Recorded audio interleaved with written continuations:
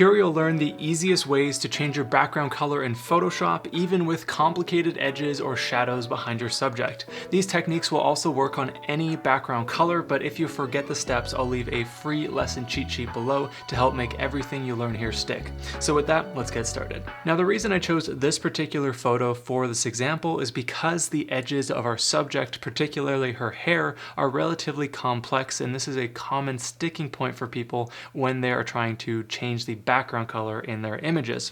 So with the techniques you learn here, you'll hopefully have a much easier time going forward, no matter what image you are working with.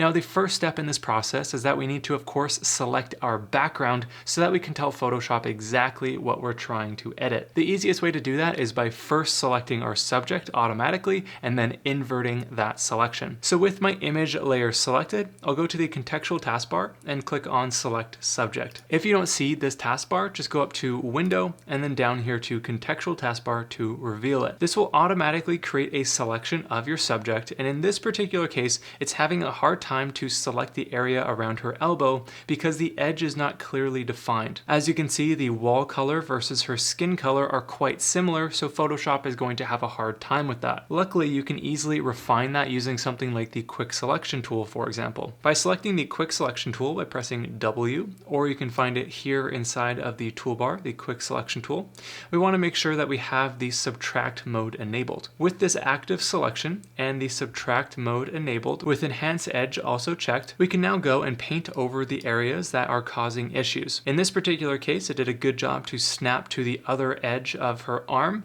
but if I try to go around her elbow, watch what happens. It has a hard time to define that specific area, so in this case, for this particular photo, the Quick Selection tool isn't going to work for me. However, it will likely work for you if you're using an image that has a more clearly defined subject where their body or their skin color stands out a little bit more compared to the background. But since this isn't going to work for my particular image, I'm just going to press Command or Control Z, and then I'm going to apply this selection onto a color fill layer mask and then update it from there. So with this active selection, it is currently selecting our subject, and we want to select the background.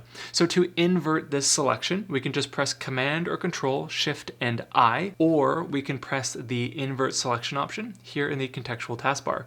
So clicking on that will now flip our selection so that it's selecting the outer edges of our photo, so everything out here and not our subject at all. Now with this active selection selecting our background, we can go and add a color fill layer, which is the method we'll be using to change the background color. To do this, we'll go down to the bottom of the layers panel and click on the effects option and then go up here to solid color. Letting go, that selection will automatically be applied onto the color fill layer mask and isolate that color adjustment to the background. From there, we can go and choose any color that we would like for the background, and don't get too hung up on this because we'll be able to change it later as well. For now, I'll do pink and I'll click OK. Now I need to go and update the remaining issues with my mask because, like you saw before, the Quick Selection tool wasn't doing the job for me, and if it's not doing it for you either, then you need to use something called the Pen tool, which allows you to manually set the selection area. So zooming into the photo here, I'll select the Pen tool by pressing P, and then I can just zoom over to the area I need to edit,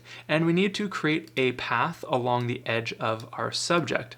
So just clicking to add different anchor points and then dragging to curve that path like so. You can hold Command or Control and click on an anchor point to move that individual anchor point. Now what we need to do is basically follow this entire edge all the way around her arm in this particular case, and then once that's complete, we need to loop back around to complete our selection. Now I've already gone ahead and done this just to save a little bit of time, but when you're doing this on your own, it might take you a few minutes. But once things are complete, just make sure to loop back around to the beginning anchor point, and once you have a fully completed path, all you need to do is click on Make Selection in the upper options bar and then choose 0.5 pixels.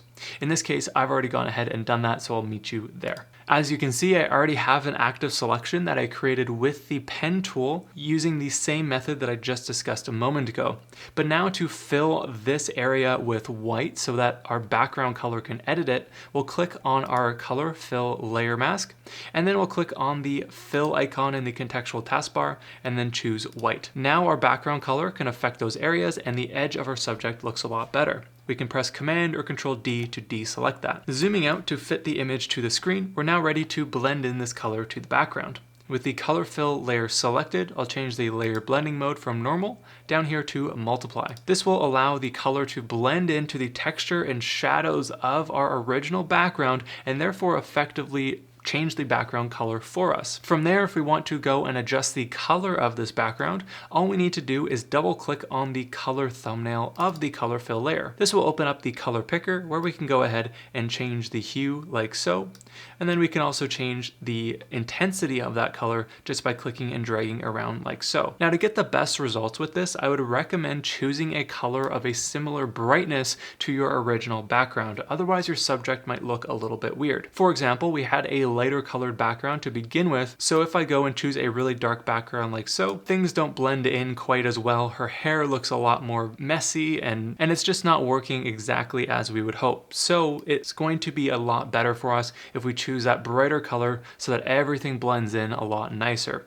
In this case, I'll continue with this nice cyan color and I'll click OK. The final thing we need to do is zoom into the photo and double check that we don't have any weird things going on with our subject. In this case, you can see that there's some blue hair that we need to touch up. Luckily, it's super easy to do by just using the brush tool on the color fill layer mask. So clicking on the color fill layer mask to select it, I'll now grab my brush tool by pressing B, and then I'll set my foreground color to black. Up in the options bar, I'll choose the soft round brush, and then for now, I'll set my opacity to 100%. Again, with that color fill layer mask still selected, I'll scale down my brush using the bracket keys, and I can just go and paint over the areas of the hair that should not be blue, essentially. If the hair that you're trying to blend in is a little bit too close to the actual background, what we can do is lower the brush opacity to make things blend a bit better. By pressing 4 on my keyboard on the top set of numbers, not the side number pad. Just press 4 on your keyboard. That will set the opacity to 40%. Now I can just go and paint over this strand of hair like so, and it will just give a more realistic blend to that area. I'll repeat this process with the other strands of hair down here like so. When you're dealing with really small bits of hair, you'll want to scale down your brush accordingly so that you can go and paint over those main areas. It's up to you how crazy you want to go with this. You can try to go over all the little hairs if you want, but in this case, I am just going to leave it as is and just focus on the main larger strands of hair like that. Now, zooming out, we have a couple more issues on the other half of her head. So I'm going to go and paint over these areas next. Again, I'm just using that 40% opacity brush to make the blend look nice. And the reason for that is so that the color from the background sort of shows through a little bit and creates almost like a fake highlight that is reflecting the background color.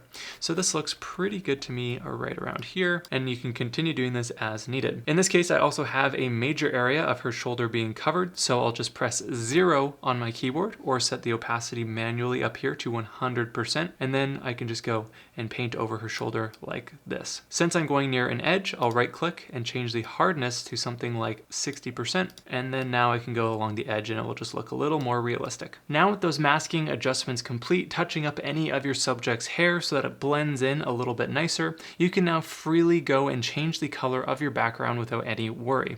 Again, just double clicking on that color fill thumbnail, and then you can just go and choose a color of your choosing. If you found the perfect color that you're looking for, but just want to change it a little bit more, what we can do is add a hue saturation adjustment layer to complement this effect. For example, with the color fill layer selected, I'll go up to the hue saturation adjustment layer and then add a clipping mask by clicking this icon right here so that this adjustment only affects our background color. Then within the master tab here, I can adjust the saturation of that background color. I can adjust the lightness of that background color, but this should be used sparingly.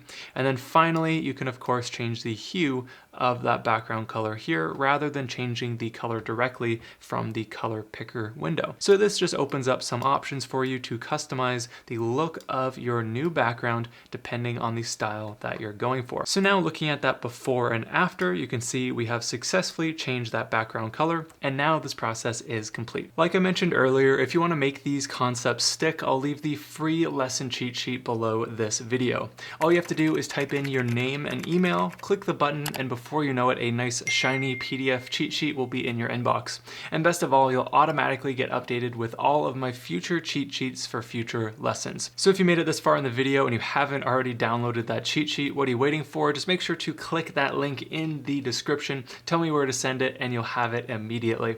So with that, I'll catch you back here next time.